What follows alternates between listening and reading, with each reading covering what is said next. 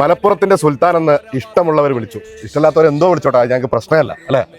2006 തുടങ്ങിയതാണ്, ഏകദേശം 20 വർഷങ്ങൾ പിന്നിടുന്നു. MLA ആയി, മന്ത്രിയായി, ഇനി എന്ത് എന്നുള്ളതാണ്. ഞങ്ങൾ പറയുന്നു അല്ല, കേരളം ഒന്നടങ്കം പറയുന്നു മൂന്നാമതും ഇടതുപക്ഷമാണെന്ന്. കാരണം പ്രതിപക്ഷത്തിന് പോലും ഒരക്ഷരം കുറ്റം പറയാനില്ലാത്ത, പറയുന്നവരെ കൊണ്ട് പറയാൻ അറിയുന്നത് പറഞ്ഞ് അത് ചെയ്ത് കാണിച്ച 10 വർഷങ്ങൾ. ജലീൽക്ക ആദ്യം നല്ലൊരു കയ്യടി തരാണ് ഈ സർക്കാരിനും ജലീൽക്കും. ഞാൻ കുഞ്ഞാവ നാട്ടിലെത്തിയപ്പോൾ ആദ്യം പരിചയപ്പെടുത്തണം എന്ന് പറഞ്ഞ ഏക MLA എന്നല്ല, നാട്ടുകാരൻ എന്ന് പറഞ്ഞത്.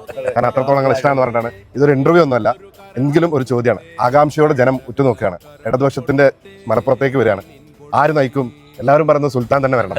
അപ്പൊ നിങ്ങൾ സ്വയം മാറി നിൽക്കുന്നു, പാർട്ടി ഒന്നടങ്കം പറയുന്നു, ജനങ്ങൾ ഒന്നടങ്കം പറയുന്നു, തവനൂരുകാര് ജലീൽക്കല്ലാതെ വേറെ ഓപ്ഷൻ ഇല്ല എന്നൊക്കെ പറയുന്നു. എന്താവും എന്നുള്ള പ്രതീക്ഷ ഉണ്ട്. അപ്പോ അല്ല, ഞാൻ ഇപ്പോൾ 4 ടേം കഴിഞ്ഞല്ലോ, അതുകൊണ്ട് ഞാൻ മാറി നിൽക്കാമെന്ന് മാനസികമായിട്ട് വിചാരിച്ചതായിരുന്നു. അത് മറ്റൊന്നും കൊണ്ടല്ല, വേറെ ആളുകൾക്ക് അവസരം നൽകാം എന്നുള്ളൊരു നിഗമനത്തിലാണ് അതൊക്കെ ഞാൻ ചെയ്തത്. പക്ഷെ പാർട്ടി അവിടെ തന്നെ നിൽക്കണമെന്ന് ശക്തമായിട്ട് ഇപ്പോൾ പറയുക. അപ്പോൾ സ്വാഭാവികമായിട്ടും പാർട്ടിയാണ് കഴിഞ്ഞ 4 തവണയും എന്നെ സ്ഥാനാർത്ഥിയാക്കിയതും മന്ത്രിയാക്കി. അപ്പോൾ ആ ഒരു സാഹചര്യത്തിൽ പാർട്ടി ഒരു കാര്യം കണിശമായിട്ട് പറഞ്ഞാൽ അത് നിരാകരിക്കാൻ എന്തുകൊണ്ടോ സാധിക്കുന്നില്ല. കാരണം അത്രമാത്രം പാർട്ടിയുമായിട്ട് നമ്മൾ ബോണ്ടഡാണ്. 39ാമത്തെ വയസ്സിലാണ് ഞാൻ MLA ആവുന്നത്. 49ാമത്തെ വയസ്സിൽ എന്നെ പാർട്ടി മന്ത്രിയാക്കുക. അപ്പം അതെല്ലാം ചെയ്ത പാർട്ടി ഈ ഒരു ഘട്ടത്തിൽ മത്സരിക്കണം എന്ന് പറയുമ്പോൾ അത് നിരാകരിച്ചാൽ അതൊരു നന്ദികേടായിട്ടാണ് കാലം രേഖപ്പെടുത്തുന്നത്. ഇതിനേക്കാൾ അപ്പുറത്ത് തവനൂരുകാർ ഒരുമിച്ച് പറയുന്നൊരു കാര്യമുണ്ട്, ജലീൽക്കല്ലാതെ ഞങ്ങൾക്ക് ഓപ്ഷൻ ഇല്ല എന്നുള്ളത്. ഇവിടെ വേറൊരു പ്രശ്നങ്ങളില്ല. കാരണം അത്രത്തോളം ഒരു MLA ജനങ്ങൾക്കിടയിലേക്ക് എത്രത്തോളം ഇംപ്ലിമെന്റ് ചെയ്യാൻ പറ്റുന്നത് നിങ്ങൾ കാണിച്ചതാണ്. ഞങ്ങൾ ഒന്നുകൂടെ എടുത്തു പറയണം. കാരണം ഇപ്പോൾ മുണ്ടക്കൈ 187 പേർക്ക് വീട് കൊടുത്തു. ഒരുപാട് ആരോപണങ്ങൾ അതിപ്പോൾ ആർക്കെതിരെ ഉണ്ടാവും. പക്ഷേ അവസാനം മാധ്യമങ്ങൾ ഏറ്റവും അവസാനം പുറത്തുവിട്ട ചിത്രമാണ് അന്നത്തെ MLA മാരിൽ ഏറ്റവും കൂടുതൽ ഫണ്ട് കൊടുത്തത് ഇത് റമദാൻ മാസം കൂടിയാണ്. വലത് കൊടുക്കുന്നത് ഇടത് അറിയരുത് എന്നുള്ള ഒരു നിഗമനം കൂടിയുള്ള സമയം. ചില ആളുകൾ പറയുന്നു സർക്കാരിന്റെ ഇതിലേക്ക് ഫണ്ട് കൊടുക്കരുത്. പക്ഷേ എന്തൊക്കെ പ്രതിസന്ധികളുണ്ടെങ്കിലും സർക്കാർ അത് കാണിച്ച് തെളിയിച്ചു ഇറങ്ങുന്നതിന് മുമ്പ് 187 പേർക്ക് വീടായി. ഈ സർക്കാരിന് ഇനി 2 മാസം കൂടെ, അല്ലേ, 2 മാസം കൂടെ എന്തുറപ്പാണ്? അല്ലെങ്കിൽ എന്താണ് ഇനി പുതിയ വിഷയം? നമുക്ക് ഇപ്പോൾ മലപ്പുറം ജില്ലയിലായാലും കേരളത്തിലായാലും മൊത്തത്തിൽ ഇപ്പോൾ നമുക്കൊന്നും ഒന്നും പറയണ്ട. കാരണം ജനങ്ങളെല്ലാം കാണുകയാണ്. ഒരു അടുത്ത MLA അല്ലെങ്കിൽ 5ാം തവണയും ഒരു MLA ആയിട്ട് വരികയാണെങ്കിൽ എന്തായിരിക്കും ജനങ്ങൾക്ക് കൊടുക്കാനുള്ള വാക്ക്?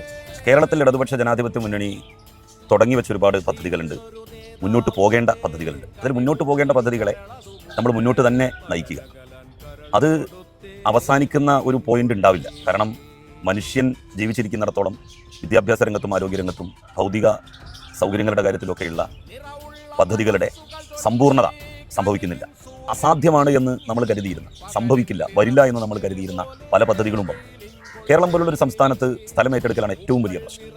2500-ലധികം ഏക്കർ സ്ഥലം ഒരാളും ഒരു കംപ്ലൈൻറ്റും കോടതിയിൽ കൊടുക്കാതെ ഏറ്റെടുക്കാൻ സാധിച്ചു എന്നുള്ളത് ഇന്ത്യയുടെ ചരിത്രത്തിൽ തന്നെ, സ്ഥലമെടുപ്പിൻ്റെ ചരിത്രത്തിൽ ഒരു സുവർണാധ്യായമായി. അതൊക്കെ ചെയ്യാൻ സാധിച്ചത് കേരളത്തിൻ്റെ മുഖ്യമന്ത്രിയായി സഖാവ് പിണറായി വിജയൻ ഉണ്ടായതുകൊണ്ടാണ്. ജൈവാതക പൈപ്പ് ലൈൻ ആയാലും, വിഴിഞ്ഞം പോർട്ടായാലും, അതുപോലെ തന്നെ ഇടമൺ കൊച്ചി പവർ ഹൈവേ ആയാലും, പൊതുവിദ്യാഭ്യാസ യജ്ഞമായാലും. ഇപ്പോൾ നമ്മുടെ സർക്കാർ സ്കൂളുകളിലൊക്കെ നിങ്ങളൊന്ന് പോയി നോക്കാം, പ്രക്രിയയല്ല, തുടരേണ്ട പ്രക്രിയ. അതുകൊണ്ടാണ് നമ്മൾ പറയുന്നത് ഈ സർക്കാർ തുടരുക തന്നെ വേണം. തീർച്ചയായിട്ടും. പിന്നെ ഇപ്പോൾ ഏറ്റവും പ്രോബ്ലം ആയിക്കൊണ്ടിരിക്കുന്ന നിങ്ങളാണ്. എന്താ വെച്ചാൽ വയനാട്ടിൽ ഒരു വീട് നിങ്ങൾ കൊടുക്കൂല എന്ന് പറഞ്ഞു. അതെ അതെ. അപ്പോൾ എൻ്റെ അഭിപ്രായം പറയുന്നുണ്ടെങ്കിൽ നിങ്ങൾ കാരണം അത് അങ്ങനെ ഒരു വീട്. തീർച്ചയായിട്ടും. കാരണം ഞാൻ അന്ന് ലീഗ് വാങ്ങിയ സ്ഥലത്ത് ചെല്ലുന്ന ഘട്ടത്തിൽ 1 മാസം കഴിഞ്ഞിരുന്നു അതിൻ്റെ ശിലാസ്ഥാപനം കഴിഞ്ഞിട്ട്. അവിടെ ഒരു കുട്ടം മണ്ണ് പോലും ഇട്ടത് ഞാൻ കണ്ടില്ല. ഒരു ബോർഡ് മാത്രമാണ് അവിടെ വെച്ചിരുന്നത്. ആ സമയത്താണ് ഞാൻ ചെല്ലുന്നത്. അന്ന് ഞാൻ ആ പത്രസമ്മേളനം നടത്തിയത് കൊണ്ടാണ് ഇത്രയും ദ്രുതഗതിയിൽ ലീഗിന്റെ ഭാഗത്ത് നിന്ന് ഒരു ആക്ഷൻ ഉണ്ടായത്. ആരും ഇത് പറയാനില്ലെങ്കിൽ പണ്ട് മുസ്ലിം ലീഗിനെ തിരുത്താൻ ഒരു അഖിലേന്ത്യാ ലീഗ് ഉണ്ടായി. എപ്പോഴും മുസ്ലിം സമുദായത്തിൽ നിന്ന് തന്നെ, അതിനകത്ത് നിന്ന് തന്നെ ലീഗിന്റെ പ്രവർത്തനങ്ങളെ നോക്കിക്കാണുകയും വിലയിരുത്തുകയും ചെയ്യുന്ന ഒരു ഗ്രൂപ്പ് ഇല്ലെങ്കിൽ ലീഗ് വഴിതെറ്റിപ്പോകും. തീർച്ചയായിട്ടും. അതാണ് ഗുജറാത്ത് ഫണ്ടിന് സംഭവിച്ചത്, അതാണ് സുനാമി ഫണ്ടിന് സംഭവിച്ചത്, അതാണ് കത്വ ഫണ്ടിന് സംഭവിച്ചത്. അവർ പിരിക്കുന്ന പൈസയാണ് അവർ വേണ്ടതുപോലെ ചെലവാക്കുന്നില്ല. എങ്ങനെ ചെലവാക്കിയെന്ന് ജനങ്ങളോട് പറയുന്നില്ല. ഇത്തരം ഒരു സന്ദർഭത്തിലാണ് ഡൽഹിയിൽ ആസ്ഥാന മന്ദിരമാണെങ്കിൽ പോലും, ഡൽഹിയിൽ ആസ്ഥാന മന്ദിരത്തിന്റെ കാര്യത്തിലും ഞാൻ പറഞ്ഞിരുന്നു. ഞാനത് പറഞ്ഞതുകൊണ്ട് കുറച്ചുകൂടി അതിന്റെ പേപ്പറുകളുടെ വെരിഫിക്കേഷൻ ഒന്ന് കൂലങ്കശമായിട്ട് നടത്തി. ഒരു സൂക്ഷ്മത ആ കാര്യത്തിലൊക്കെ ലീഗ് നേതൃത്വം കൈക്കൊണ്ടത്. ഇത് പറയാൻ പുറത്തൊരാളുണ്ട്, അതുകൊണ്ട് ഇത് അങ്ങനെ ഇങ്ങനെ നടത്തിയാൽ പോരാ. ശരിയാം വിധം നടത്തണം എന്നുള്ള ഒരു ചിന്ത അവരിലുണ്ടാക്കി. അപ്പോൾ യഥാർത്ഥത്തിൽ ലീഗ് പ്രവർത്തകർ നന്ദി പറയേണ്ടത് എന്നോടാണ് നന്ദി പറയേണ്ടത്. കാരണം ഇപ്പൊ വയനാട്ടിലെ ഏറ്റവും വലിയ ട്രോൾ വാങ്ങിയത് ഞാനാണ്. ഞാൻ പോയിട്ട് തൂക്കി നടന്നപ്പോ ഇനി പറയാത്തൊന്നുമില്ല. നല്ലത് കഴിഞ്ഞാൽ നല്ലത് തന്നെ പറയണം. പക്ഷെ അതിൽ ഏറ്റവും നിങ്ങളെ അതിന്റെ പിന്നാലെ നടന്നതുകൊണ്ടാണ് ഇത്രയും പെട്ടെന്ന് പിന്നെ തീർച്ചയായിട്ടും അത് ലീഗിന് എപ്പോഴും എന്താ വെച്ചാൽ വടിയെടുത്ത ഒരാൾ പിന്നിൽ വേണം, എന്നാലേ ഓല് അനുസരിക്കുള്ളൂ. ചെറിയ കുട്ടികളുമായി, അതായത് നമ്മളെ നോട്ടം തെറ്റിയാണ്ടല്ലോ തെറിച്ചു പോകും. അപ്പോൾ അത് തെറിക്കാതെ പോകണമെന്നുണ്ടെങ്കിൽ പണ്ട് അത് അഖിലേന്ത്യാ ലീഗ് ചെയ്തിരുന്ന ഒരു ഡ്യൂട്ടിയാണ്. പിന്നെ അത് ആരും ചെയ്യാതായി. ആ ഒരു ഘട്ടത്തിലാണ് നമ്മൾ അന്ന് ഈ ഗുജറാത്ത് ഫണ്ടിന്റെ കാര്യവും സുനാമി ഫണ്ടിന്റെ വിനിയോഗത്തിന്റെ കാര്യവും ഒക്കെ ചോദിച്ചത്. ഗുജറാത്ത് ഫണ്ട് കോടിക്കണക്കിന് രൂപയാണ് അന്ന് പിരിച്ചത്. പക്ഷേ അവിടെ വെച്ചു കൊടുത്ത വീടുകളൊക്കെ എന്ന് പറഞ്ഞാൽ വളരെ ഡേർട്ടി ആയിട്ടുള്ള വീടുകളാണ്. ഈ തകര ഷീറ്റ് വിരിച്ചിട്ടുള്ള വീടുകളാണ് അവിടെ വെച്ചു കൊടുത്തത്.